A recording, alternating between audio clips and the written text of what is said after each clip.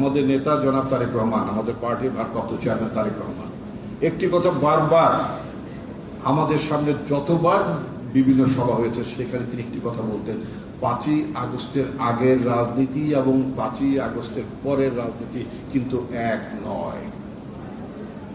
এটা আমাদেরকে রিয়ালাইজ করতে বলেছেন, এটা আমাদের উপলব্ধি করতে হবে যে পোস্ট 5th আগস্টের পলিটিক্সটা এটা আসলেই আগের জায়গায় নেই।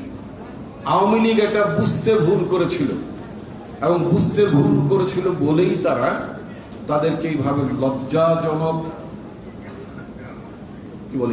লজ্জাজনক পরিস্থিতির মুখোমুখি তাদের হতে হয়েছিল। একটি রাজনৈতিক দল বলেছে গোপালগঞ্জে এই নাকি তারা প্রথম সভা করলো।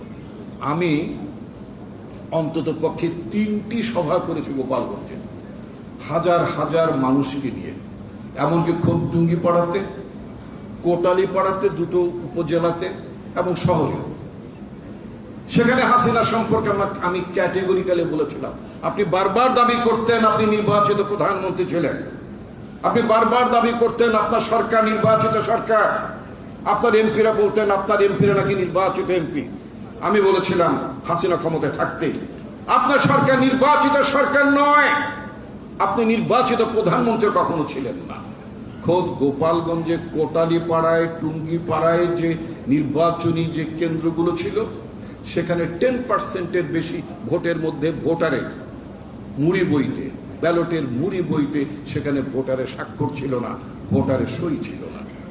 এবং আমি চ্যালেঞ্জ দিয়ে বলেছিলাম যে আপনি প্রমাণ করুন যে আপনি 10%-এর বেশি মানুষ আপনাকে ভোট দিয়েছে। উনি কোনোদিন প্রমাণ করতে পারেননি। এই জন্য রাতের ভোটের আয়োজন করতে হয়েছে। রাতের ভোটের সরকার ছিল শেখ হাসিনা সরকার এবং উনি সেই কারণে ওনাকে পালাতে হয়েছে।